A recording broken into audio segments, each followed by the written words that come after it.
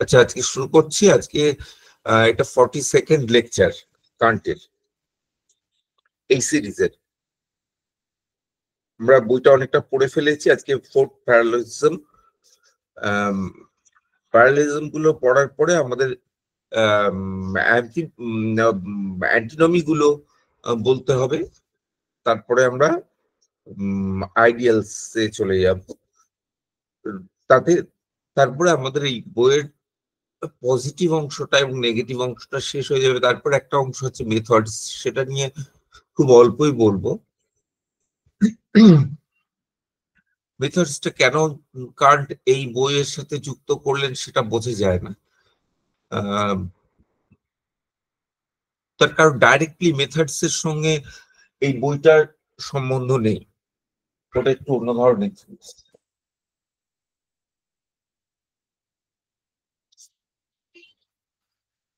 কিন্তু যেহেতু এটা ফার্স্ট ক্রিটিক, সেহেতু হয়তো কান্ট মেথডস নিয়ে আলোচনা করেছেন। মেথডস ওখানে অনেকটাই বলা হয়েছে যে বিভিন্ন এই ট্রান্সেন্ডেন্টাল আলোচনা কি ধরনের হতে পারে ইত্যাদি, মানে কোন কোন ফিল্ড হতে পারে সেইগুলো করা হয়েছে। সেই আউটলাইনটা দেওয়ার জন্য হয়তো এই বইয়ের সঙ্গে যোগ করেছে। সেখানে আরেকটা ইন্টারেস্টিং জিনিস আছে মেথডস অংশে।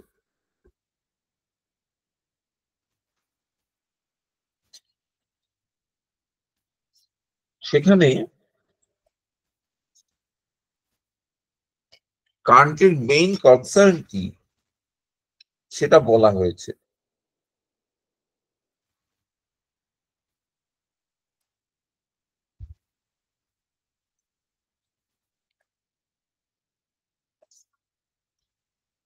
কান্টের মেইন কনসার্ন তিনটে।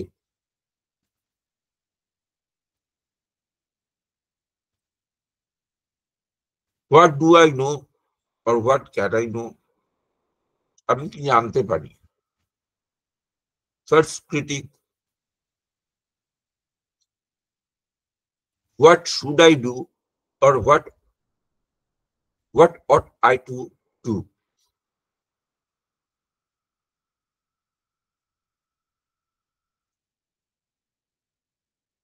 আমার কি করা উচিত।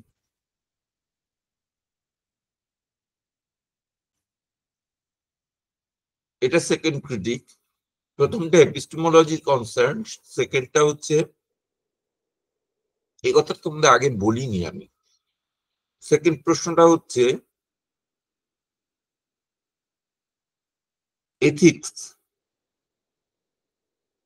বা মরালিটি কনসার্ন। থার্ড,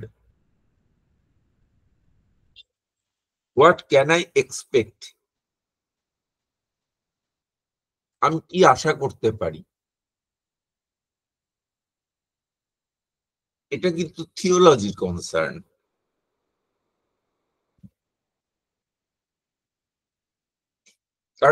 কারণ থিওলজি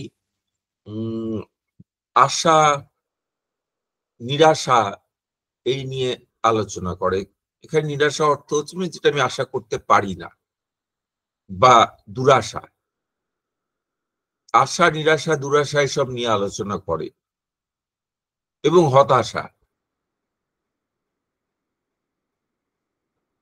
আমার ভবিষ্যতে কি আশা করতে পারি, এই আশাটা কিন্তু সেই আমার এই সাধারণ জীবনের আশা নয়। আশা তালবস্য, দন্তস্ব ভেবো না। এই আশাটা আমার এই সাধারণ জীবনের নয়। সাধারণ জীবনে আমরা অনেক কিছুই আশা করি, যে আশা করি আজকে লেকচার হবে, আশা করি আজকে বৃষ্টি হবে, আশা করি আমার রেজাল্ট ভালো হবে পরীক্ষার। এরকম আমরা অনেক রকমের আশা করি। তো কিন্তু এই আশাটা হচ্ছে সেই আমাদের আশা, যেই যাকে আমরা বলি অতিলৌকিক বা পারলৌকিক আশা, যে আমার পরে কি হবে। আমার পরে মানে আমার মৃত্যুর পরে কি হবে, আমি কি আশা করতে পারি। আমার জীবনটা কি থাকবে, থাকলে কি হবে, আমি কি স্বর্গে যাব, আমি কি নরকে যাব, নাকি আমি কিছুই করব না, ত্রিশঙ্কু হয়ে ঝুলে বসে থাকবো, নাকি আমি প্রেত যোনি প্রাপ্ত হব, এই প্রশ্নগুলো সেটা তুলেছেন।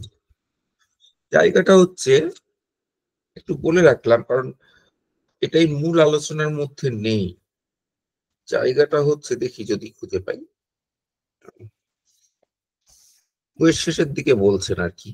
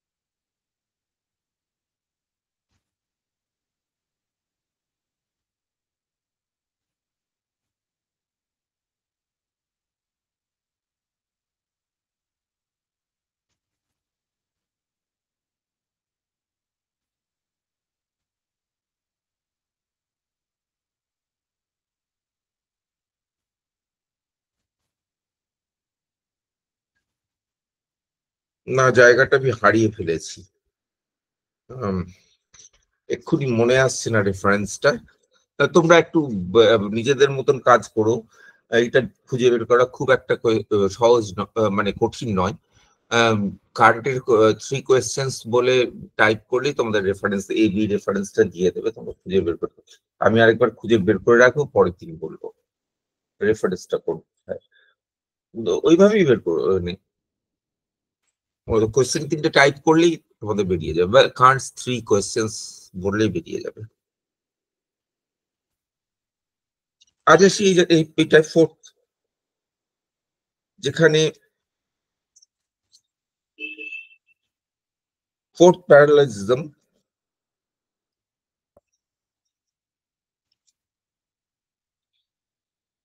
যেখানে তিনি রিলেশন নিয়ে কথা বলছেন। রিলেশন মানে আউটার রিলেশন,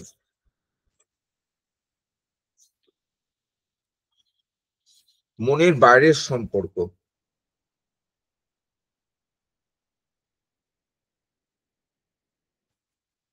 টাইটেল দিয়েছেন of the identity of outer relation. ব্যাপারটা কি বুঝে দেখতে হচ্ছে।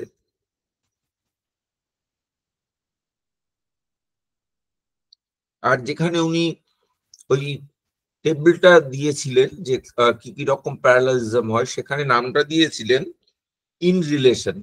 ইন মানে বুঝতেই পারছো, মানে the self in relation to possible objects in space. এটা তিনি নাম দিয়েছেন। এখানে কান্ট কি বলছেন?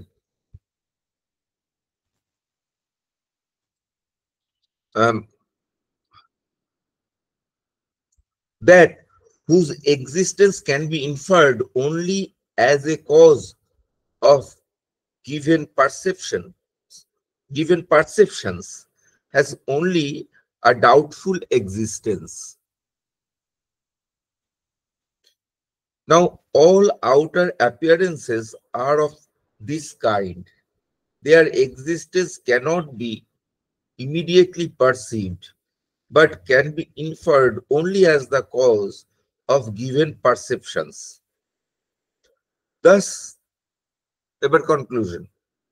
Thus, the existence of all objects of outer sense is doubtful. This uncertainty I called the ideality of outer appearances, and the doctrine of this ideality is called idealism. In comparison with which the assertion of a possible certainty of objects of outer sense is called dualism. এইখানে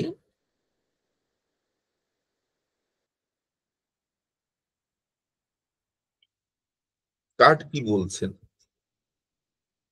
আর্গুমেন্টের স্ট্রাকচারটা কি দাঁড়ালো তাহলে?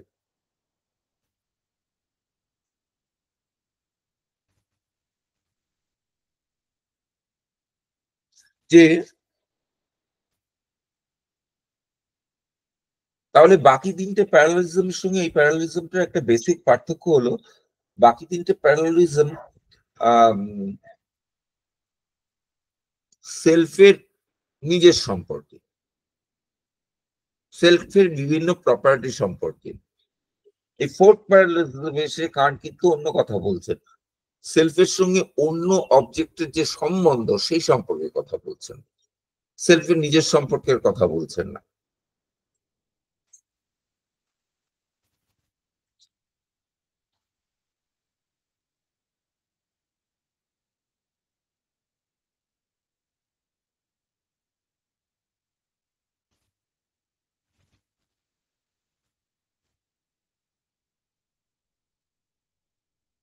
বলছেন যাই immediately perceive না হয় সেগুলো ডাউটফুল।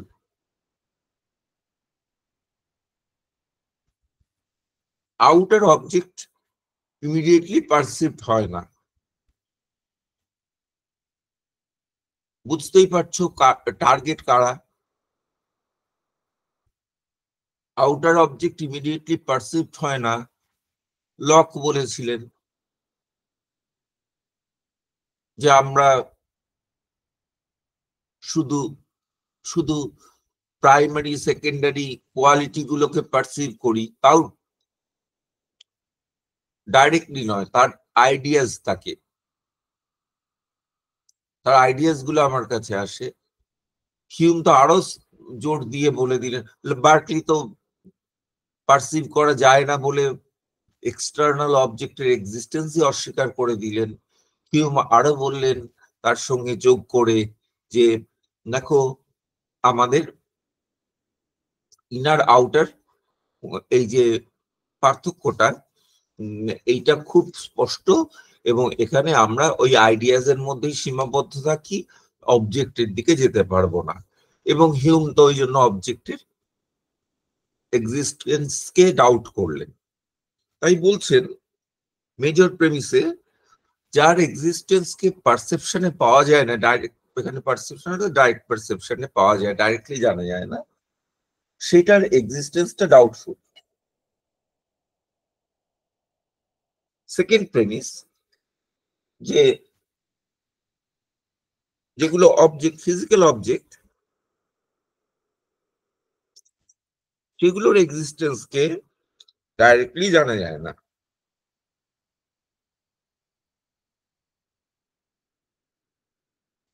যেগুলো আউটার অ্যাপিয়ারেন্স।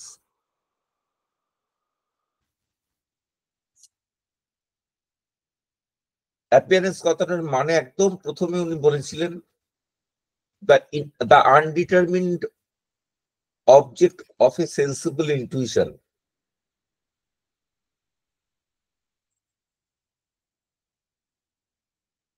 সেই অবজেক্ট গুলো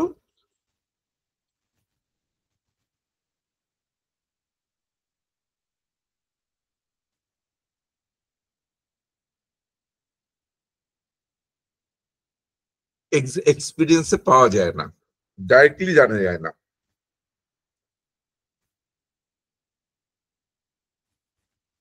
All our outer appearances are of this kind. Their existence cannot be immediately perceived, but can be inferred. only as the cause of given perceptions. এই কথাটা অনেকে বলেন, এবং যারা লজিক্যাল পজিটিভিস্ট তারাও এরকম ধরনের কথা বলেন। লাইক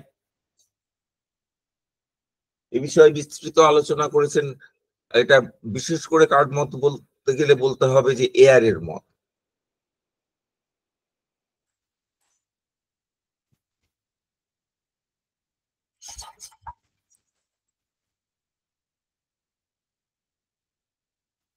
এয়ার বলবেন ওরকম যে জানা যায় না, তাই ওটা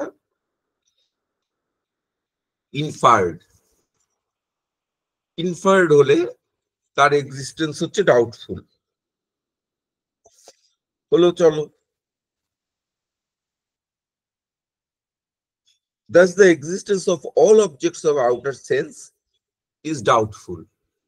তাহলে বাহ্য অভিজ্ঞতায় যা কিছু পাবো তার অস্তিত্ব ডাউটফুল, সংশয়াত্মক। এইটাকে তাহলে সেটা কি দাঁড়িয়ে গেল? বাহ্য বস্তুর অস্তিত্বই সংশয়াত্মক। এই মতটাকে আমরা বলি আইডিয়ালিজম।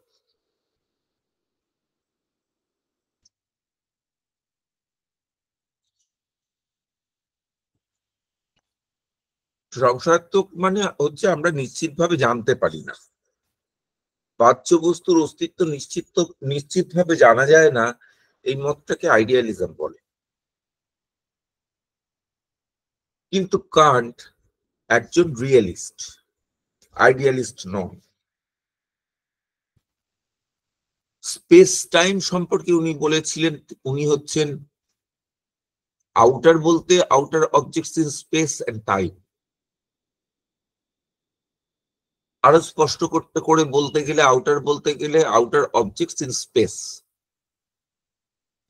কিন্তু স্পেস সম্পর্কেই কান্টের বক্তব্য হচ্ছে space is empirically real but transcendentally ideal.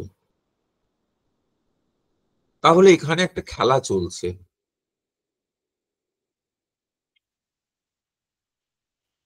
চারটে শব্দ, এম্পিরিক্যাল, রিয়েল, ট্রান্সেন্ডেন্টাল, আইডিয়াল। এই চারটে শব্দের ইন্টারপ্লে।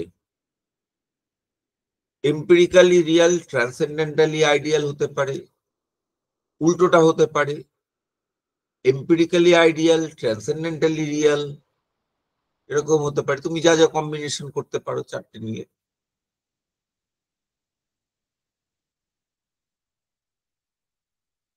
আমরা কি জানি 4 রকমের কম্বিনেশন হতে পারে, লজিক্যালি পসিবল 4 রকমের কম্বিনেশন।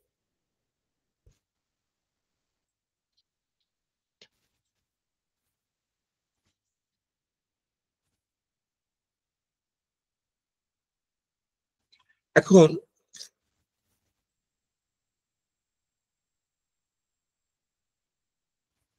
কান্টের প্রথম পয়েন্ট হচ্ছে এক্সটার্নাল অবজেক্ট গুলোকে আমরা ইনফার করি না। ওই যে প্রেমিসে ধরে নিয়েছে এক্সটার্নাল অবজেক্ট গুলোকে আমরা ইনফার করি।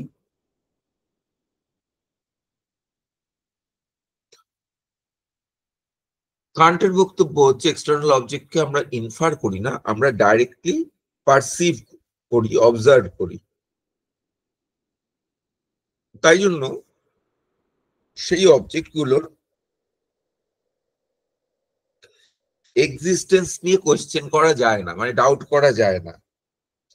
এটা হচ্ছে A375।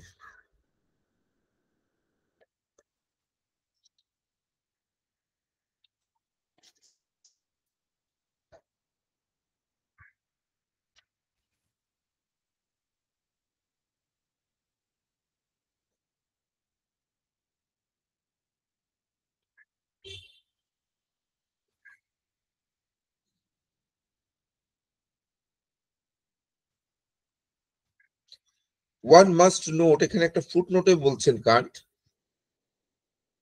one must note well this paradox but correct proposition that nothing is in space except what is represented in it. For space itself is nothing other than representation. Space নিজে representation ছাড়া আর কিছুই নয়। ওরকম external space তো Kant মানেন না। Space sector representation. Consequently, what is in it must be contained in representation. তাহলে স্পেসের মধ্যে যেটা আছে সেটাও রিপ্রেজেন্টেশন, সেটা উপস্থাপন হিসেবে আমাদের কাছে আসে। And nothing at all is in space except insofar as it is really represented in it. In it. মানে স্পেসের মধ্যে এমন কিছু থাকতে পারে না যেটা আমাদের কাছে রিপ্রেজেন্টেড হচ্ছে। মানে একদিক থেকে বলতে গেলে এইটাই, দেখো লকের থিওরিটাকে বলা হয় কার্টন থিওরি। আমার কাছে আইডিয়াস গুলো আসে, আইডিয়াস গুলো একটা পর্দার মতন, যেমন পর্দায় ছবি ভেসে ওঠে। তোমরা ছেলেবেলায় এই মানে ছেলেবেলায় মানে তোমাদের দর্শন জীবনের ছেলেবেলায় এই অ্যালিগরিটা বারবার শুনেছো যে পিছনে কিছু মানুষ খেলা করছে, তার ওদিক থেকে আলো ফেলা হচ্ছে, তার ছায়াটা তুমি পর্দার ভেতর দেখছো। পর্দাটা কার্টন, আয়রন কার্টন থিওরি ওই জন্য বলা হয়। তুমি মানুষের ছায়াটাই দেখতে পাচ্ছ, আসল মানুষকে দেখতে পাচ্ছ না। আসল মানুষটা পর্দার পিছনে রয়েছে। লকের থিওরি এই জন্য আয়রন কার্টন থিওরি, কারণ সাবজেক্ট ইজ আননোন অ্যান্ড আননোয়েবল। আমি শুধু তার আইডিয়াস গুলোকে পেতে পারি। সাবস্টেন্সরা রিয়েল স্পেসে আছে, আমার কাছে তার আইডিয়াস আছে। কিন্তু কান্টের গল্পটা ভাবো, কান্ট নিজেই বলছেন ফুটনোটে যে গল্পটা তার মানে স্পেসে লকের মতে, স্পেসে লকের মতটা ধরেই বলি, অন্যদের মত আরেক রকম হবে। ডাইরেক্ট এখানে মনে হয় যেন ওর পূর্বপক্ষ হচ্ছেন লক, মানে কান্টের পূর্বপক্ষ হচ্ছেন লক। তো অন্য মতগুলোর বিরুদ্ধেও যাবে, মানে বার্কলি হিউমের মতের বিরুদ্ধেও যাবে, কিন্তু ডাইরেক্টলি যেন লককে অ্যাটাক করছেন এখানে, এরকম একটা মনে হচ্ছে। যে লকের মতটা তাহলে কি দাঁড়ালো, যে আউটার স্পেস বলে একটা কিছু আছে যার রিপ্রেজেন্টেশন আমার হয়, যার রিপ্রেজেন্টেশন আমার হয়, এবং সেই স্পেসে কিছু অবজেক্ট আছে যার রিপ্রেজেন্টেশনটা আমার হয়, অবজেক্টটা নিজে আসে না। এটা লকের ভিউ দাঁড়ালো। স্পেসের রিপ্রেজেন্টেশন হয়, অবজেক্টের রিপ্রেজেন্টেশন হয়, কিন্তু অবজেক্ট নিজে আসে না। তোমার রিপ্রেজেন্টেটিভ যদি আমার কাছে আসে যে স্যার ওই চিঠিটা পাঠিয়েছে আপনাকে, তাহলে সেটা একটা রিপ্রেজেন্টেশন। আমি তোমায় দেখতে পেলাম না, কিন্তু চিঠি থেকে ইনফার করলাম যে তুমি আছো, তুমি এই কথাটা বলতে চাও, সেরকম রিপ্রেজেন্টেশন। কিন্তু কান্ট বলছেন স্পেস তো নিজেই একটা রিপ্রেজেন্টেশন। এই যে রিপ্রেজেন্টেশনের বাইরে আউটার স্পেস বলে তো কিছু হয় না। First point. সেকেন্ড পয়েন্ট হচ্ছে, বলছেন যেগুলো স্পেশাল অবজেক্ট, সেই অবজেক্টগুলো বৈশ্বিক বস্তু, তারও আবশ্যিকভাবে রিপ্রেজেন্টেশন হয়। কারণ বৈশ্বিক বস্তুগুলো রিপ্রেজেন্টেশন ছাড়া তো আর কিছু নয় আমার কাছে, মানে কান্টের মত উনি মনে করছেন, উনি এতক্ষণে প্রমাণ করে এসছেন। তার তো ওরকম আউটার স্পেসে, আউটার ইন্ডিপেন্ডেন্ট নিউটনিয়ান স্পেসে ইন্ডিপেন্ডেন্ট এক্সিস্টেন্স এরকম বলে তো কিছু নেই। আমরা ট্রান্সেন্ডেন্টাল অ্যানালিটিকের যেখানে অবজেক্টিভ ডিডাকশন, সেখানে আমরা দেখে এসেছি ট্রান্সেন্ডেন্টাল ডিডাকশন যেটাকে বলা হয়, সেই ট্রান্সেন্ডেন্টাল ডিডাকশনে, ওটাকে অনেক সময় অবজেক্টিভ ডিডাকশনও বলা হয়, সেখানে দেখিয়ে এসেছি কি করে এক্সটার্নাল অবজেক্ট কনস্ট্রাক্টেড হয় বাই দ্য আন্ডারস্ট্যান্ডিং। তাহলে এক্সটার্নাল অবজেক্টে তার বাইরে এক্সিস্টেন্স তো নেই, তাহলে এক্সটার্নাল অবজেক্টস আর নেসেসারিলি রেপ্রেজেন্টেশন, আবশ্যিকভাবে তারা রেপ্রেজেন্টেশন। তাহলে এখানে কি পার্থক্য হলো লকের সঙ্গে? লকের সঙ্গে পার্থক্য হয়ে গেল যে লক বলবেন রিপ্রেজেন্টেশন অফ এক্সটার্নাল অবজেক্টস, কান্টের কাছে অবজেক্টস আর রিপ্রেজেন্টেশন, মানে অবজেক্ট হাইফেন রিপ্রেজেন্টেশন।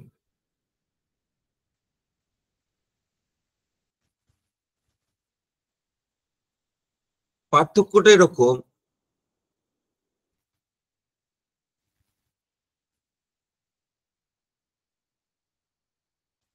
রামকৃষ্ণ আর রামের কৃষ্ণ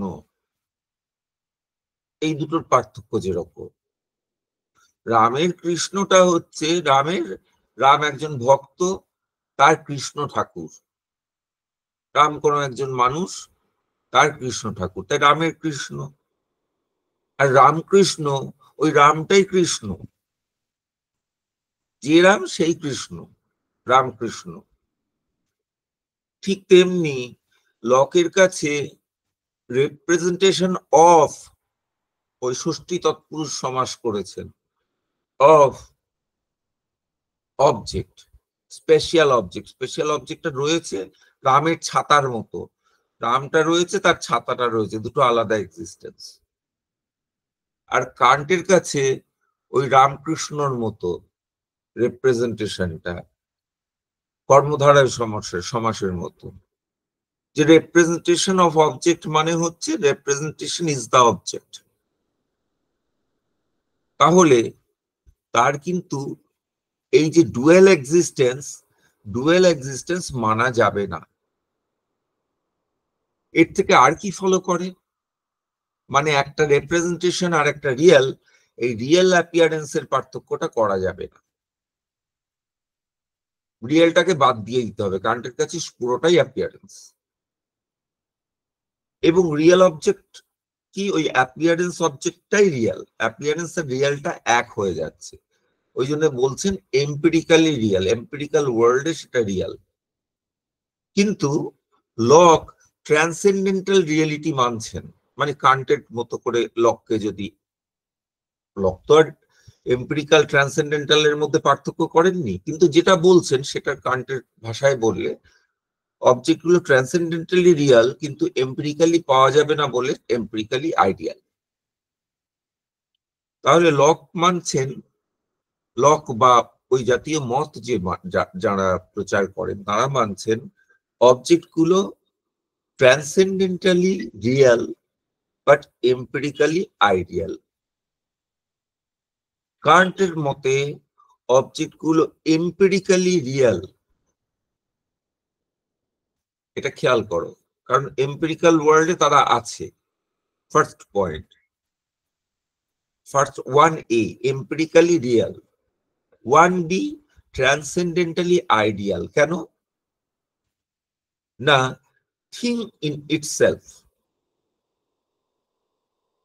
এই অবজেক্টগুলোর পিছনে থিং ইন ইটসেলফ আছে, কিন্তু সেটা আইডিয়াল, সেটা আমরা কল্পনা করতে পারি, সেগুলো রিয়াল নয়, সেগুলো জাস্ট কল্পনার বস্তু বা চিন্তার বস্তু।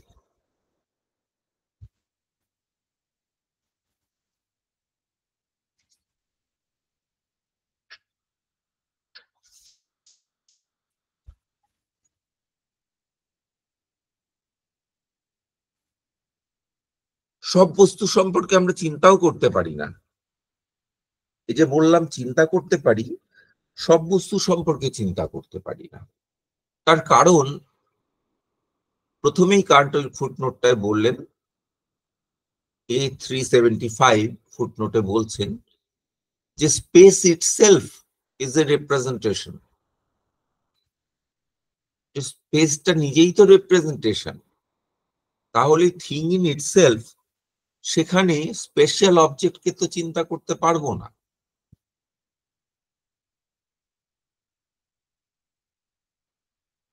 কারণ থিং ইন ইটসেলফ এ তো স্পেস নেই, তাহলে স্পেশাল অবজেক্টও নেই।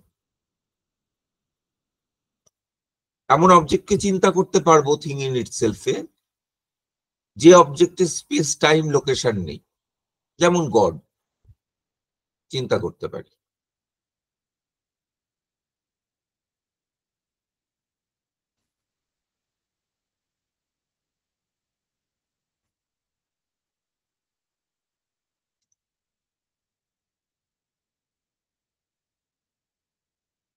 আবার যাই জায়গাটায়,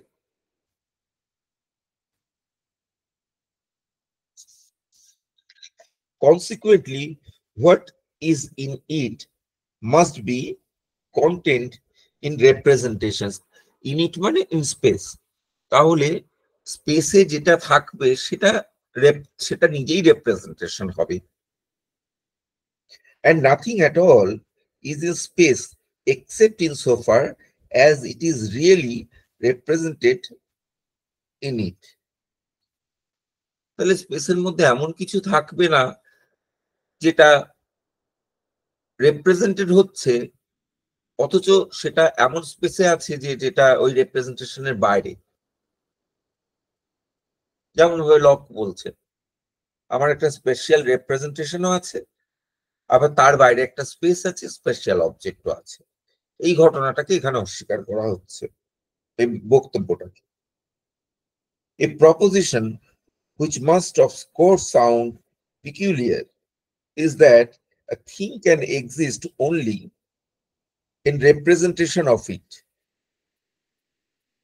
বলছেন একটা প্রপোজিশন, এটা শুনতে পিকুলিয়ার লাগে যে একটা বস্তু কেবল তার রিপ্রেজেন্টেশনে রয়েছে। সত্যি অদ্ভুত লাগে যে তার পত্রটাই রয়েছে, সে নেই। পত্রটা তার পত্রবাহক, তার দূত রয়েছে, সে নেই। রাজা নেই, রাজার দূত রয়েছে। তাহলে রাজার দূত কি করে হবে? রাজা যদি না থাকে, তাহলে এটা শুনতে একটু পিকুলিয়ার লাগে, উনি বলছেন। But it loses its offensive character here. কোথায়?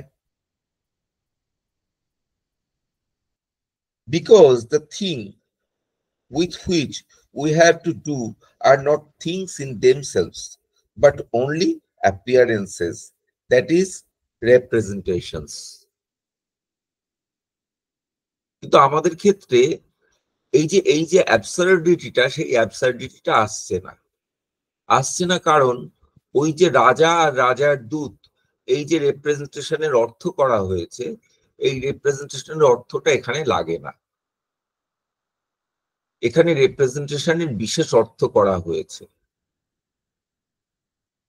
আমি বাংলা করেছিলাম একটা সময় তোমাদের কাছে, রিপ্রেজেন্টেশনের অর্থ হচ্ছে উপস্থাপনা বা উপস্থাপনা উপস্থাপনা উপস্থাপনাটাই আছে।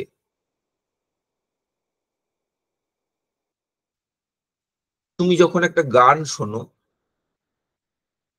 গানের উপস্থাপনাটাই আছে। গানের পিছনে আরেকটা গান আছে, রিয়েল গান, এরকম হয় না। ওই উপস্থাপনাটাই তোমার কাছে আছে। তুমি এটাও জানো না যখন তুমি কোনো মাইক্রোফোনে গান শুনছো, এটাও জানো না যে গায়ক কে, গায়িকা কে, কি। তুমি একটা রিয়েল কজ ভাবতে পারো, কল্পনা করতে পারো যে ওর কজ হচ্ছে একজন গায়ক গিয়েছে, সেটা থিং ইন ইটসেলফ এর জগতের মতন জিনিস।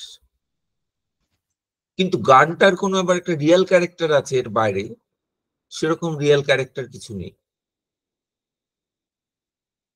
ওইটাই গান, উপস্থাপনাটাই গান। ওই রকম একটা গান যেরকম ভাবে আমরা স্বরলিপিতে লিখি, ওই রকম জিনিস আছে, এইটা তোমার ভাবার কোনো কারণ নেই। আমরা যেহেতু এই মডেলটা ফলো করছি, রেপ্রেজেন্টেশন মডেলটা ফলো করছি, representation hyphen all model follow করছি, রেপ্রেজেন্টেশনটাই সব, তাহলে ওইখানে রেপ্রেজেন্টেশন থেকে তুমি রিয়ালে ইনফার করতে পারবে না, এটা কান্টের বক্তব্য। এর থেকে আর কি প্রমাণিত হয়? এর থেকে একটা জিনিস প্রমাণিত হয় যে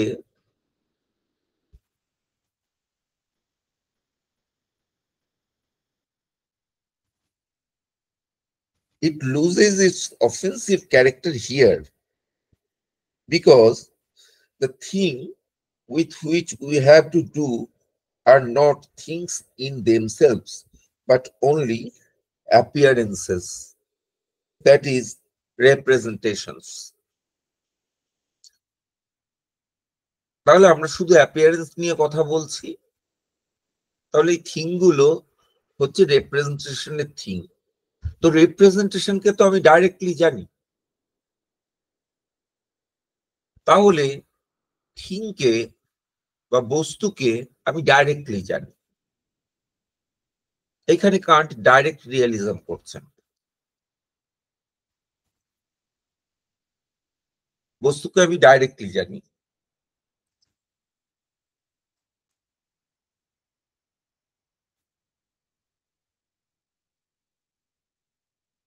A 374-75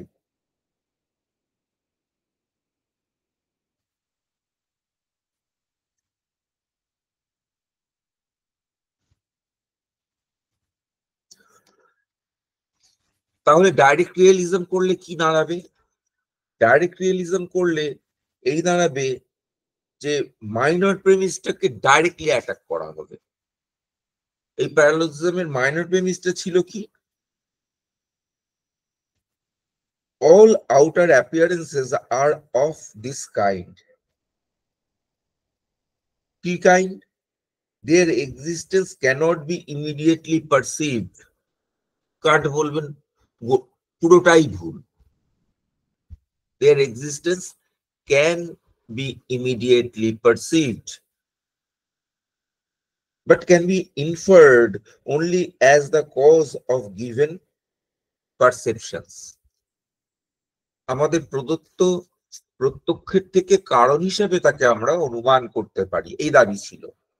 কান্ট এখানে পুরোপুরি সেটাকে খণ্ডন করলেন যে এটা হবে না, আমরা ইনফার করতে পারি না। সেকেন্ড আরেকটা অসুবিধা, তাহলে আমরা ওই কান্টের দুটো ক্লেম, এটা ফার্স্ট ক্লেম সেকেন্ড ক্লেম, দুটো ক্লেম আমরা বুঝতে পারলাম। এবার থার্ড আরেকটা জায়গা হচ্ছে যেটা কান্টের জেনারেল ক্লেম, সেটা তোমরা বুঝতে পারবে যে কান্ট কজালিটি তো একটা ক্যাটেগরি, কান্ট ক্যাটেগরিকে কনফাইন্ড রেখেছেন উইদিন দ্য এম্পিরিক্যাল ওয়ার্ল্ড, অভিজ্ঞতার জগতে। অভিজ্ঞতার জগৎ থেকে তাকে নুমেনাল ওয়ার্ল্ডে পাঠানো যাবে না। হ্যাঁ, পাঠাতে পারো, তোমার রিজনের ক্ষমতা আছে সেটাকে পাঠানো, কিন্তু সেটা ইনভ্যালিড। কান্ট এই কথাটা বারবার করে বলেছেন, এবং কিভাবে ইনভ্যালিড হয় সেই কথাটাকে উনি বিভিন্ন জায়গায় দেখাচ্ছেন। হলো এখানে তুমি যখন বলছো বা লক যখন বলছেন যে আমার রিপ্রেজেন্টেশন বা আইডিয়াজ এর কজ হিসাবে আমি আননোন এন্ড আননোয়েবল, মানে নোমেনা, আননোন এন্ড আননোয়েবল, এই নোমেনাল অবজেক্টকে ইনফার করতে পারি। ইনফার করতে পারি কি হিসাবে? কজ হিসাবে। তাহলে কজালিটিটা আমার ফিনোমেনাল অবজেক্টকে এক্সপ্লেন করতে গিয়ে নোমেনাল অবজেক্টে যাচ্ছি আমি, এটা এই অ্যাপ্লিকেশনটাই মানে ইনভ্যালিড। ফিনোমেনাল কজ হিসাবে, মানে রিপ্রেজেন্টেশনের কজ হিসাবে নোমেনাল অবজেক্টকে কজ হিসাবে ধরছি, এইটা ইনভ্যালিড ইনফারেন্স, যেহেতু ক্যাটেগরি গুলো নোমেনাল ওয়ার্ল্ডের ক্ষেত্রে অ্যাপ্লিকেবল নয়। এটা কান্ট বিস্তৃতভাবে আলোচনা করবেন অ্যান্টিনমিতে গিয়ে, যেখানে কজ অফ দ্য মানে প্রথম অ্যান্টিনমি থেকেই শুরু হবে, দ্য ফার্স্ট কজ। এই যে ফার্স্ট কজ আর্গুমেন্ট, সেটাই ইনভ্যালিড, বা কান্টের ভাষায় দেখো আমাদের নোমেনাল, আমাদের ফেনোমেনাল ওয়ার্ল্ডে বা রিপ্রেজেন্টেশনাল ওয়ার্ল্ডে, তাহলে এই শব্দগুলো একই রকমের, ফেনোমেনা কাছাকাছি শব্দ, একটু একটু পার্থক্য, মানে পার্থক্য আছে। ফেনোমেনা,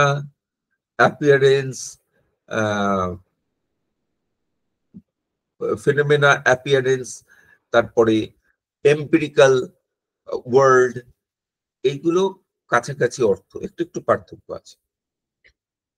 মানে একটা জগতের বিষয়, অভিজ্ঞতা গ্রাহ্য জগতের যেগুলো, সেগুলোর ক্ষেত্রে এই অ্যাডজেক্টিভ গুলো অ্যাপ্লাইড হয়। এখন এইখানে আমি যে কোনো বস্তুকে পাই, যে কোনো বস্তুকে পাই, আমি যখনই পাই তখন সে তাকে কিভাবে পাই, যে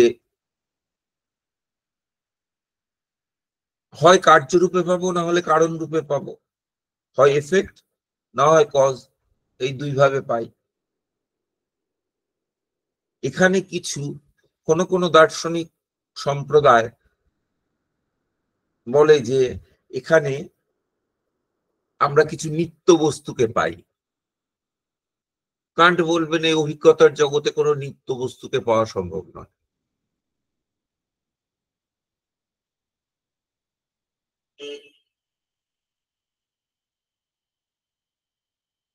তাহলে আমরা দেশকালকে, কান্ট নিজে বলেছেন দেশকাল ওই রকম বস্তু, নিত্য বস্তু, তাকে যে অভিজ্ঞতায় পাই, সেক্ষেত্রে কি হবে? সেক্ষেত্রে হচ্ছে দেশকাল কোনো বস্তু নয় ওই অর্থে। দ্বিতীয়ত দেশকাল, আমরা যে দেশকালকে পাই সেটা খণ্ডদেশ খণ্ডকাল, এটাকে পাই, এই নিত্য বস্তুকে পাই। আর এক রকম নিত্য বস্তুকে পাই, সেগুলো রিলেটিভলি ইটার্নাল, ক্যাটেগরি গুলো বা কনসেপ্ট গুলো, সেগুলো নিত্য, সেগুলো তো কেউ তো পাই। মনুষ্যত্বের কনসেপ্ট বা গোত্রের কনসেপ্ট, এগুলোকেও তো পাই। কিন্তু কান্ট বলবেন যে এইগুলো সেই অর্থে নিত্য নয়। কেন? এগুলো যেহেতু মাইন্ড ডিপেন্ডেন্ট। ধরা যাক পৃথিবীতে কোনো মানুষ নেই, একটা সময় এলো সব মানুষ, নিউক্লিয়ার বোম টোম পড়লো, সব মানুষ হারিয়ে গেল, তাহলে কি এইগুলো থাকবে? কান্টের স্পষ্ট উত্তর হবে না। নৈয়ায়িককে এই প্রশ্ন জিজ্ঞাসা করলে, সব মানুষ যদি মরে যায় তাহলে কি মনুষ্যত্ব থাকবে? নৈয়ায়িকের উত্তর হচ্ছে হ্যাঁ, কারণ এগুলো মাইন্ড ইন্ডিপেন্ডেন্ট, মাইন্ডের ক্যাটেগরি নয়, এগুলো ওয়ার্ল্ডের ক্যাটেগরি। কিন্তু কান্টের কাছে এগুলো মাইন্ডের মেন্টাল কনসেপ্ট, এবং কান্ট মনে করছেন, তার শুধু এটা মনে করছে না, তিনি ভাবছেন, এটা তিনি প্রুভ করতে পেরেছেন যে এগুলো মেন্টাল এলিমেন্টস, এবং এগুলো ইউনিভার্সাল ততক্ষণই, ওই স্ট্রিক্ট সেন্সে ইটার্নাল নয়, ইউনিভার্সাল ততক্ষণই যতক্ষণ হিউম্যান মাইন্ড আছে। হিউম্যান মাইন্ড না থাকলে এগুলোও থাকবে না, যেহেতু categories of the mind or concepts of the mind, তাই এরা থাকবে না। কাজে এম্পিরিক্যাল ওয়ার্ল্ডে সবকিছুই, যেটাই আমি দেখি, আইদার কজ হিসাবে দেখবো কিংবা এফেক্ট হিসাবে দেখবো। যেটা এফেক্ট সেটা কজড, আর যেটা কজ সেটাও কজড। তাহলে আমরা সবকিছুকে দেখি আইদার পিওর এফেক্ট, মানে নৈয়ায়িকের ভাষায় যেমন অন্তাবয়বী,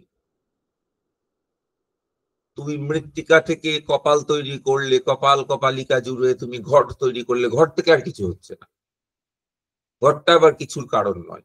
কপাল কপালিকা ঘটের কারণ, ঘটটা কিছুর কারণ নয়। তাহলে ঘট হলো অন্তাবয়বী, শুধু কার্য, কারণ নয়। তাহলে এমন কিছু হতে পারে that is only effect but not cause of anything else. But there cannot be anything which is in our empirical world which is a caused but which is itself not caused. তাহলে জগতে, আমাদের empirical জগতে এমন কেউ থাকতে পারে, কিছু থাকতে পারে না যেটা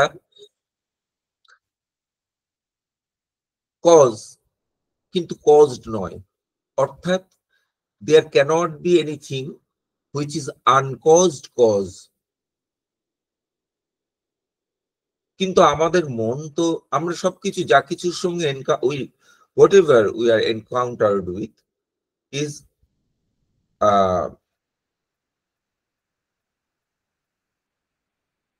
either an effect or a caused cause. এছাড়া আমরা আর কিছু সঙ্গে এনকাউন্টার্ড হতে পারি না। কিন্তু আমাদের মন তো মানে না, মন আমাদের আনকজড কজ এতে চলে যায় এবং আমরা খুঁজি এই কজাল চেন কোথায় থামবে, এটার কজ ওটা, ওটার কজ ওটা, ওটার কজ ওটা করে এটা কোথায় থামবে, এই করতে করতে আমরা পৌঁছে যাই আনকজড কজে।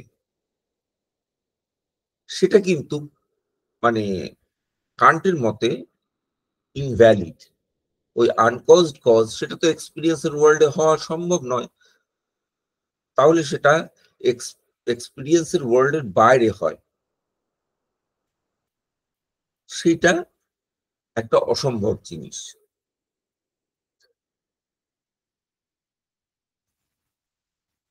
ঠিক একইভাবে ওটা, এই কথাটা এখানে কেন বললাম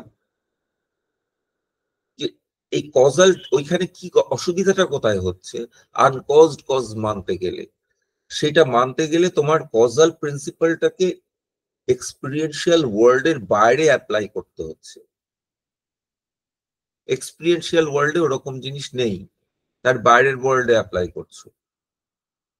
কিন্তু এইটা তো এক্সপিরিয়েন্সিয়াল ওয়ার্ল্ডের ক্যাটেগরি, তাকে বাইরে অ্যাপ্লাই করলে সেখানে অ্যান্টিনমি হয়।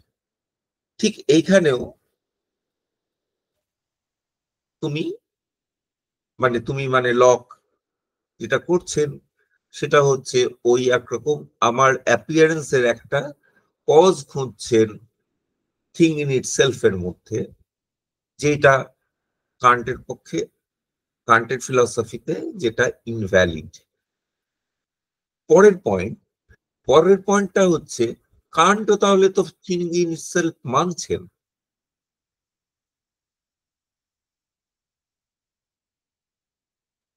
থিং ইন ইটসেলফ মানছেন, কেন মানছেন, মানার দরকার কি, না মানলেই হতো।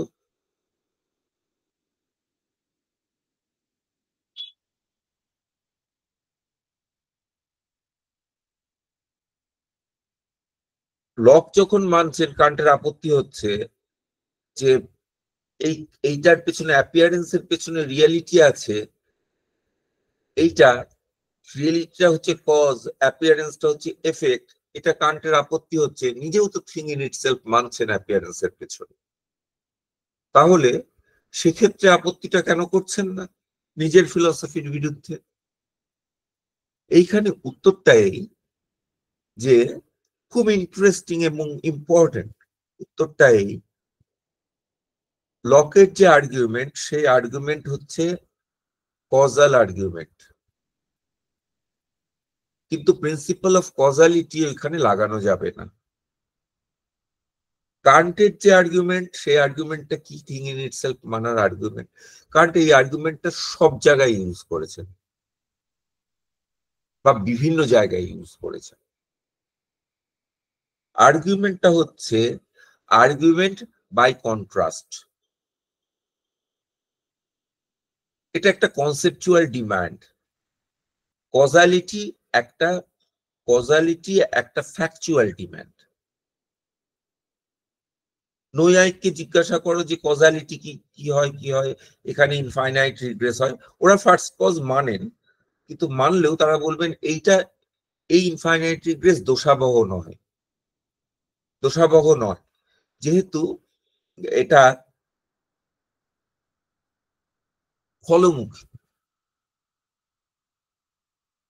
ফলমুখী কোথায় হয়? যেখানে ফ্যাকচুয়ালি এটা হয়।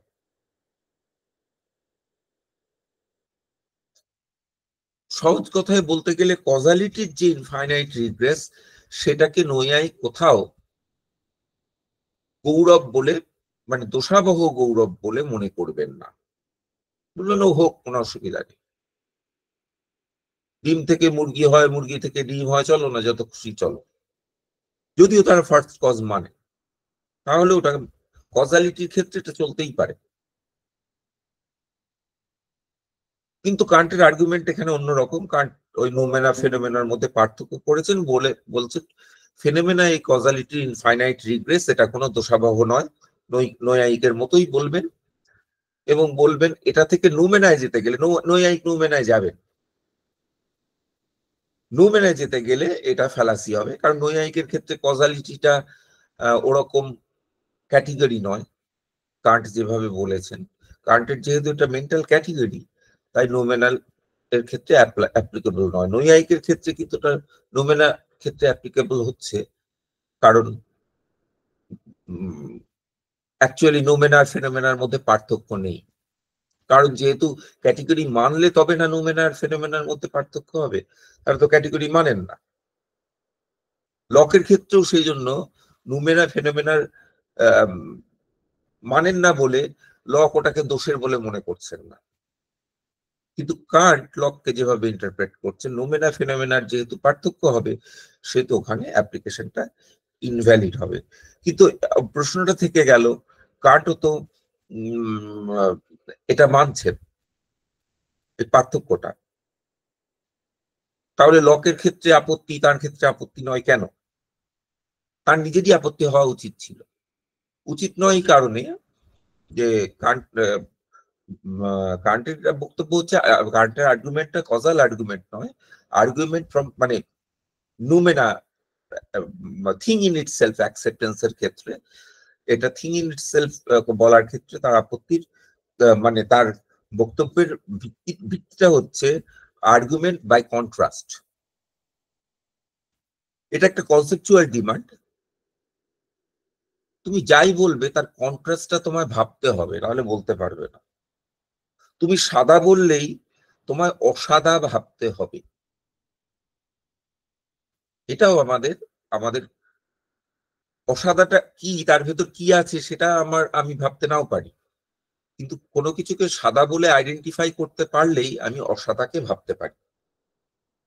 কোনো কিছুকে টেবিল বলে আইডেন্টিফাই করতে পারলেই আমাকে অটেবিল বলে কিছু মানতে হবে, না হলে টেবিল বলার কোনো মানে হয় না। এটা কনসেপচুয়াল ডিমান্ড। তাই কোনো কিছুকে ফেনোমেনা বলতে গেলে তোমাকে নোমেনা মানতেই হবে, না হলে এটাকে ফেনোমেনা বলার কোনো মানে হয় না।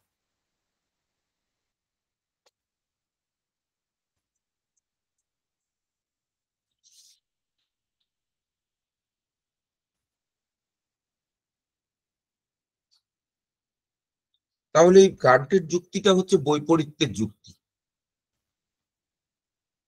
বিপরীতটাকে তোমায় বলতে হবে, কজাল যুক্তি নয়।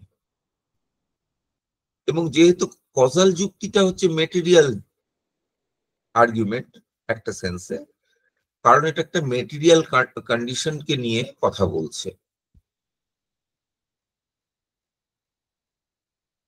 কিন্তু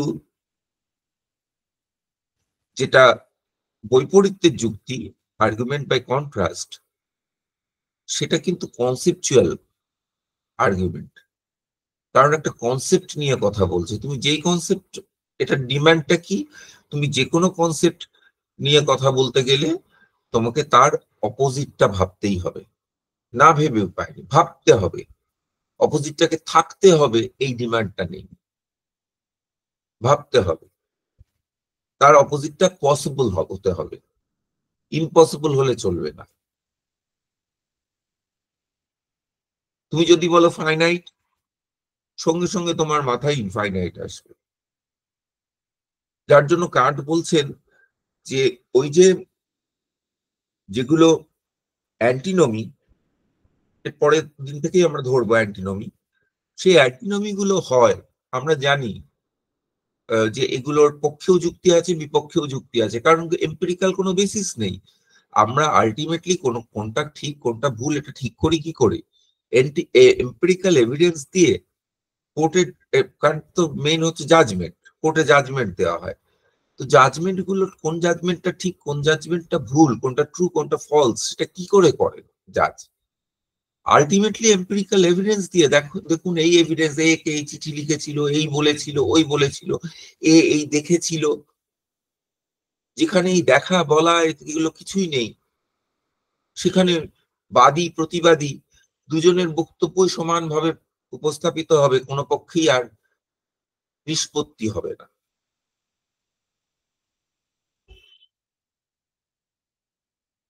এটা অনেকটা নৈয়ায়িকের প্রতিপত্তিপক্ষ হেতুর মতো। তুমি একটা হেতু দিলে, তার প্রতিপক্ষ হেতু দিল, দুটোই তুল্য বলশালী।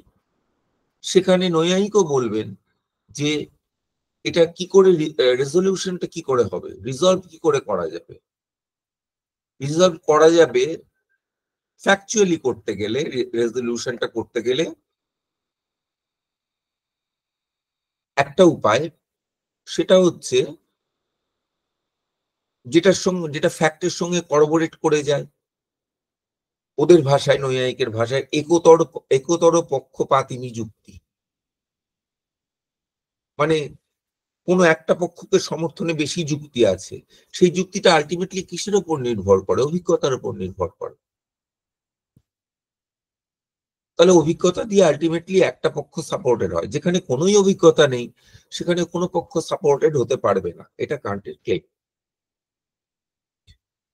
তাই ওখানে ওইগুলো রেজলিউশন সম্ভব নয়। কিন্তু কারণ তো রিজলভ করেছেন বিপ্রতিপত্তির, সেটা কি এক্সপিরিয়েন্স দিয়ে করেননি। তাহলে অন্য কনসিডারেশন থাকতে পারে, আমার প্র্যাগম্যাটিক কনসিডারেশন থাকতে পারে, এথিক্যাল কনসিডারেশন থাকতে পারে। হ্যাঁ, তোমার মতটা মানলে আমার সুবিধা হয়,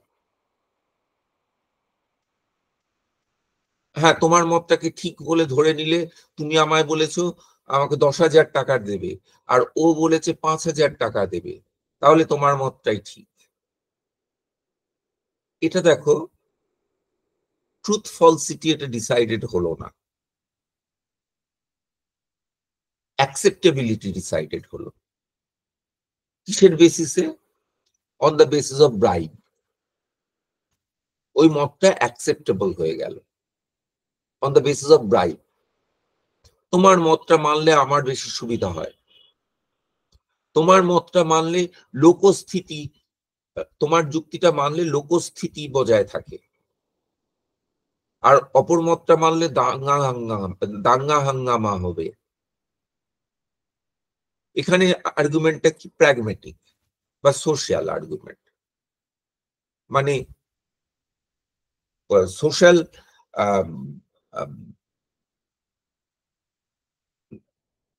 মানে maintenance of the social order, এইটার আর্গুমেন্ট। এটা একটা pragmatic argument, maintenance of the social order.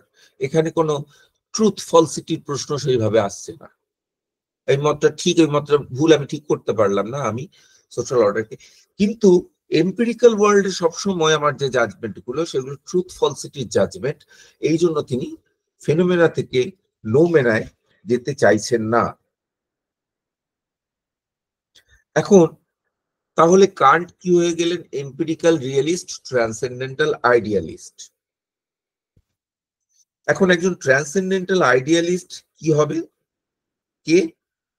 যে যিনি বলবেন এমন অবজেক্ট আছে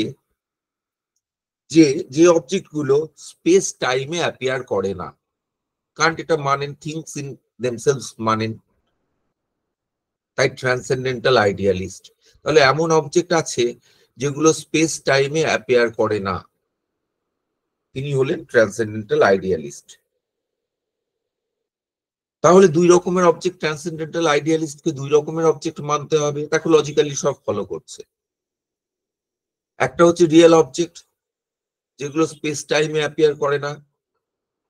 আরেক রকম হচ্ছে যেগুলো স্পেস টাইমে অ্যাপিয়ার করে, অর্থাৎ অ্যাপিয়ারেন্স।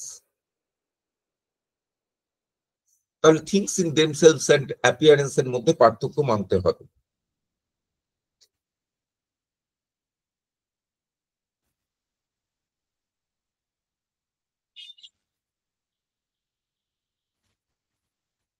এবং অনেকেই বলবেন, যারা ট্রান্সেন্ডেন্টাল আইডিয়ালিস্ট, তারা বলবেন যে ওই মানে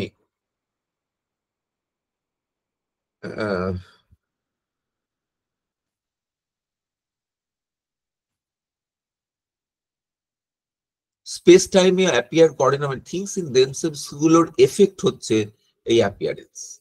কান্ট আবার এফেক্ট বলতে পারবেন না, কান্টের ক্ষেত্রে এটা একটা সমস্যা আছে।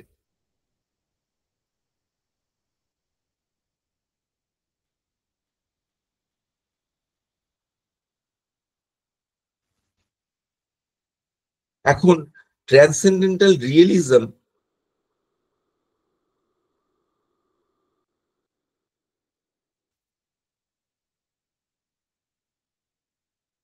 ট্রান্সেন্ডেন্টাল রিয়েলিজমের দাবি হচ্ছে যে অবজেক্টগুলো যে অবজেক্টগুলো স্পেস টাইমে আছে, সেই অবজেক্টগুলো ইমিডিয়েটলি আমাদের কাছে প্রেজেন্টেড হয় না।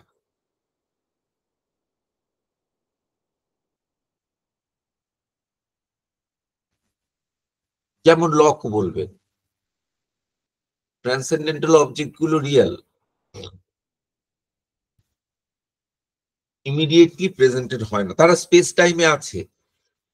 ট্রান্সেন্ডেন্টাল আইডিয়া স্পেস টাইমে আছে না বললে, স্পেস টাইমে নেই বললে সেটা ট্রান্সেন্ডেন্টাল আইডিয়ালিজম হয়ে যেত। স্পেস টাইমে আছে, তাহলে স্পেস টাইমে থাকা না থাকা দিয়ে ট্রান্সেন্ডেন্টাল আইডিয়ালিজম রিয়েলিজমের একটা মেইন পার্থক্য হচ্ছে।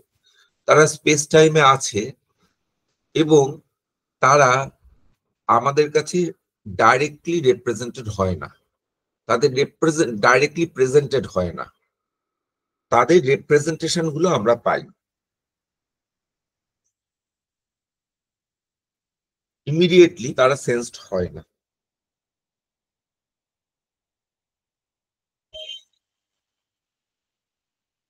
সেই অবজেক্ট গুলো কজ করে আমাদের রিপ্রেজেন্টেশন। এটা ট্রান্সেন্ডেন্টাল রিয়েলিস্ট, মানে কান্ট কান্ট লককে ট্রান্সেন্ডেন্টাল রিয়েলিস্টের পক্ষে রাখছেন, যেহেতু এই দুটো ক্লেম তিনি আমার ট্রান্সেন্ডেন্টাল রিয়েলিস্ট বলেন। একটা ক্লেম হচ্ছে অবজেক্ট গুলো রিয়েল অবজেক্ট স্পেস এন্ড টাইমে আছে। সেকেন্ড, রিয়েল অবজেক্ট গুলো ডাইরেক্টলি আমাদের কাছে প্রেজেন্টেড হয় না, সেগুলো থ্রু দেয়ার রিপ্রেজেন্টেশন প্রেজেন্টেড হয়। 3 নম্বর ক্লেম, সেগুলো আমাদের রিপ্রেজেন্টেশনকে কজ করে।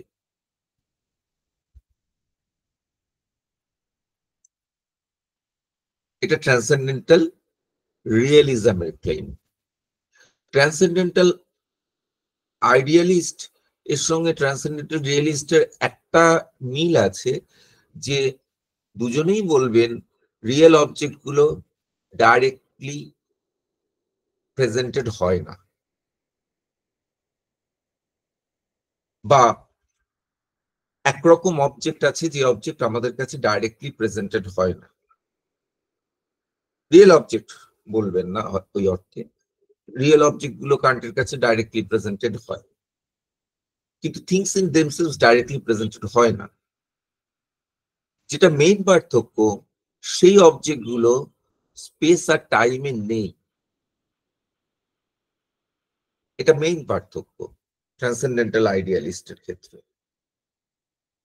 এবং থার্ড পার্থক্য হচ্ছে যে, মানে সেকেন্ড পার্থক্য হচ্ছে, একটা মিলের কথা বললাম, সেকেন্ড পার্থক্য হচ্ছে তাদের মধ্যে কজাল কানেকশন এটা এস্টাবলিশ করা যাবে না। আছে কি নেই আমরা কিছু বলতে পারবো না, এস্টাবলিশ করা যাবে না, থাকতে পারে না রাদার, কারণ কজাল কন্ডিশনটা তো আমাদের কনসেপচুয়াল কন্ডিশন।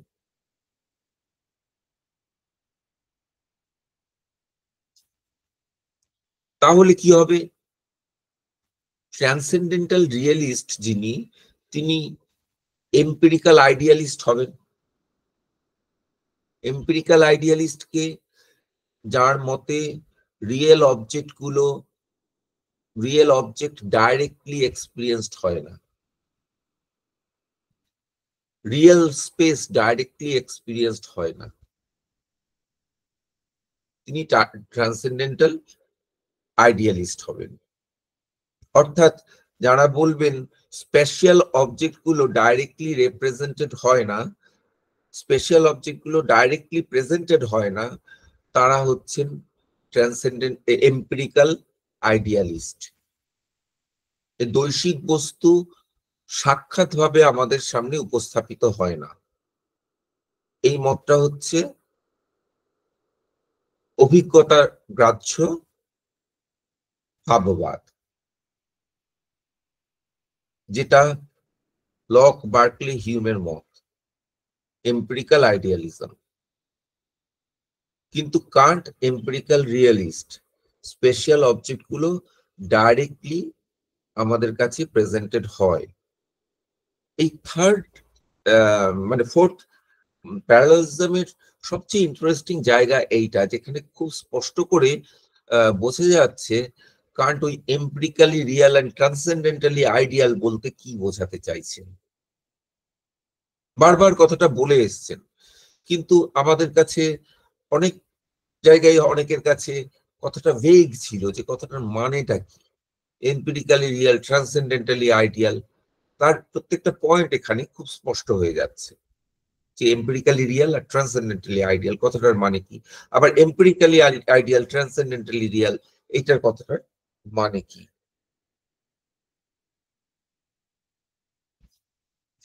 তাহলে ট্রান্সেন্ডেন্টাল যিনি আইডিয়ালিস্ট, তিনি এম্পিরিক্যাল রিয়েলিস্ট হবেন, আর এম্পিরিক্যাল আইডিয়ালিস্ট ট্রান্সেন্ডেন্টাল রিয়েলিস্ট হবেন।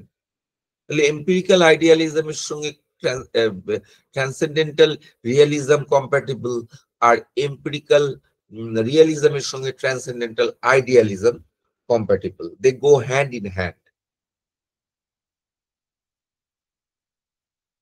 আমরা যেগুলোকে এম্পিরিক্যাল রিয়েলিস্ট বলবেন, আমরা যেগুলোকে ইনটুইট করি, সেগুলোই রিয়েল বস্তু।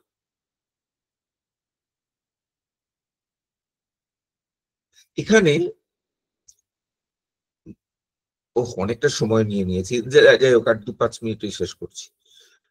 অনেকগুলো পয়েন্ট এখানে ছিল, তাই জন্য অনেকটা সময় লাগে। যে এখানে অসুবিধাটা কি হচ্ছে, এখানে অসুবিধাটা হচ্ছে এই প্রেমিস, এই আর্গুমেন্টটায়, যে এখানে আউটার শব্দটা নেই। এগেইন ওই ফ্যালাসি অফ 4 টার্মস হয়ে যাচ্ছে। এক জায়গায় আউটার কথাটার মানে হচ্ছে এম্পিরিক্যাল, এম্পিরিক্যাল অর্থ গ্রহণ করা হচ্ছে, আরেক জায়গায় আউটার কথাটার ট্রান্সেন্ডেন্টাল অর্থ গ্রহণ করা হচ্ছে।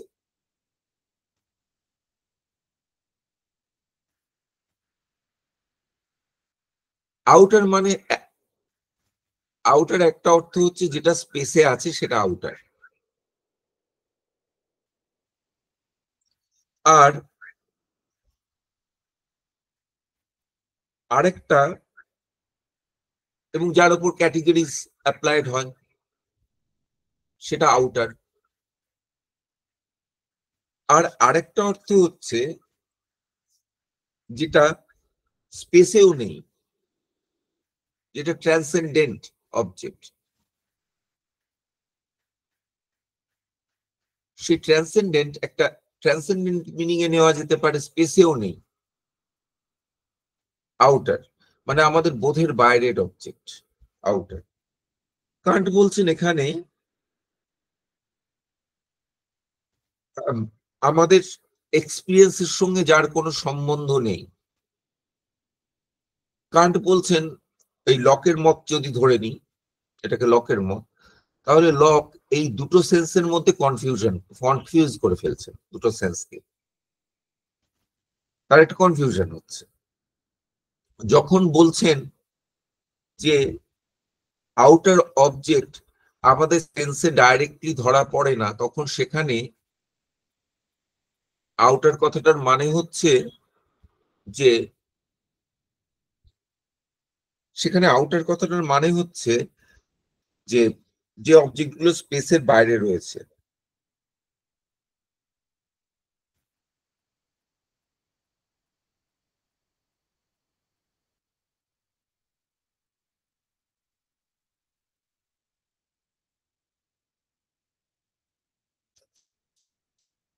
আর পরের প্রেমিসে যখন উনি আউটার কথাটা বলছেন সেগুলো ইনফার্ড, সেই প্রেমিসটা সাচ ভুল, কারণ সেগুলো ইনফার্ড নয়। সেখানে আউটার বলতে বোঝানো হচ্ছে যে যে অবজেক্টগুলো স্পেসের মধ্যে রয়েছে।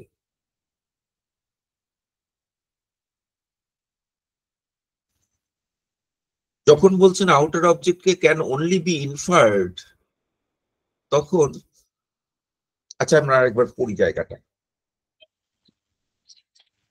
আর্গুমেন্টটা আরেকবার ফিরে যাই। হুম,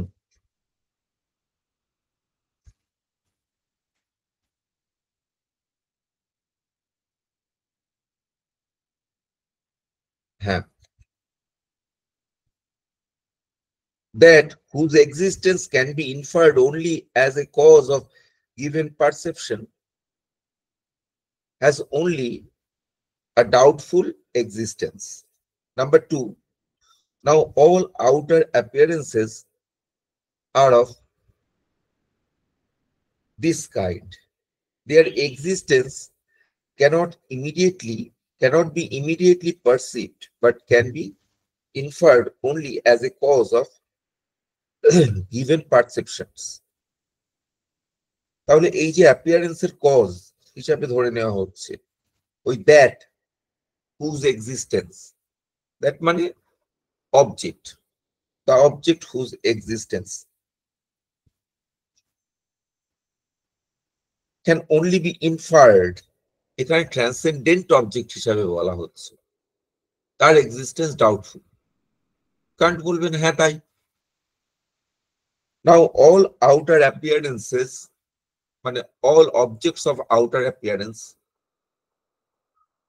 সেটাকে বলা হচ্ছে এই অবজেক্টগুলো, এইখানে কান্ট বলবেন এই আউটার অ্যাপিয়ারেন্সের, এখানে আউটার বলতে বোঝানো হচ্ছে ইন স্পেস, কান্টের কাছে আউটার মানে হচ্ছে স্পেস।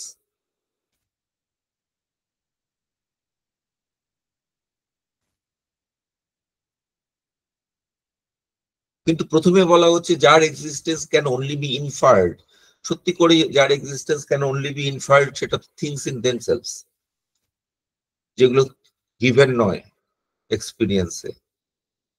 সেখানে ওই আউটার অ্যাপিয়ারেন্স, এই কথাটার মানে হচ্ছে আউটার অ্যাপিয়ারেন্স বা আউটার রিপ্রেজেন্টেশন, এই কথাটার মানে হচ্ছে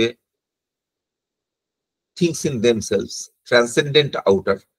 আর এখানে আউটারের মানে হচ্ছে যে the cause of our experience, এর মানে হচ্ছে কজাল, এটা তো এম্পিরিক্যাল। সেখানে বলবেন এই কনফিউশনটা হচ্ছে, এবং এই সেকেন্ড প্রেমিসটা একদমই ভুল যে সেটা ইমিডিয়েটলি পারসিভড হতে পারে না।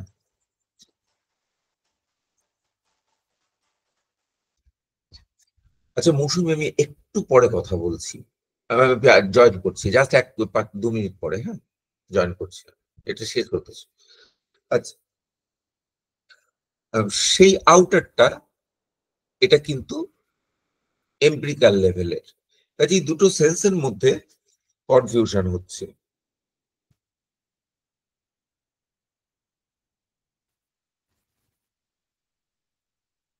তাহলে কান্ট কিন্তু ট্রান্সেন্ডেন্টাল মানে ট্রান্সেন্ডেন্টাল ডুয়ালিজমও খণ্ডন করছেন, কারণ ট্রান্সেন্ডেন্টাল রিয়েলিজম এবং ট্রান্সেন্ডেন্টাল আইডিয়ালিজম,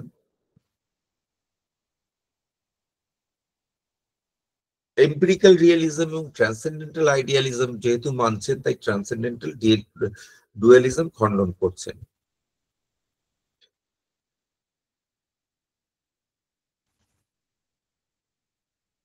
ট্রান্সেন্ডেন্টাল ডুয়ালিজম কি? ট্রান্সেন্ডেন্টাল ডুয়ালিজম হচ্ছে যে ওই যেটা ট্রান্সেন্ডেন্টাল রিয়েলিজমের সঙ্গে যায় সেটা হচ্ছে ট্রান্সেন্ডেন্টাল ডুয়ালিজম। দু রকমের বস্তু আছে ট্রান্সেন্ডেন্ট। একরকম হচ্ছে আমাদের ভিতরের, আর একরকম হচ্ছে আমাদের বাইরের। এটা ট্রান্সেন্ডেন্টাল।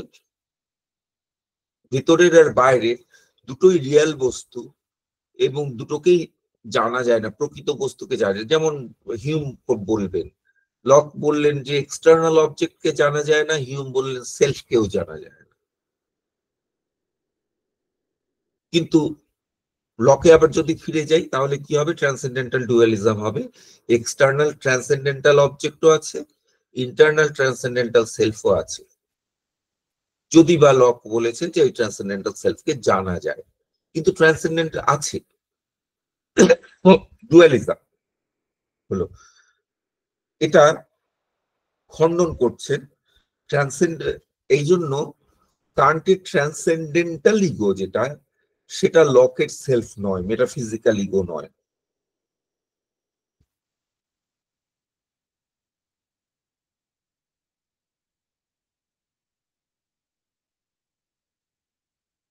ওই ট্রান্সেন্ডেন্টাল ইগোর পেছনে একটা ট্রান্সেন্ডেন্টাল সেলফ আছে, যেগুলোকে পুরোটাই খণ্ডন করে এলেন কান্ট আগের তিনটে প্যারালালিজমে, সেটাকে খণ্ডন করছেন। কাজে ট্রান্সেন্ডেন্টাল ডুয়ালিজমকেও কিন্তু তিনি খণ্ডন করছেন। এখানেই শেষ করছি।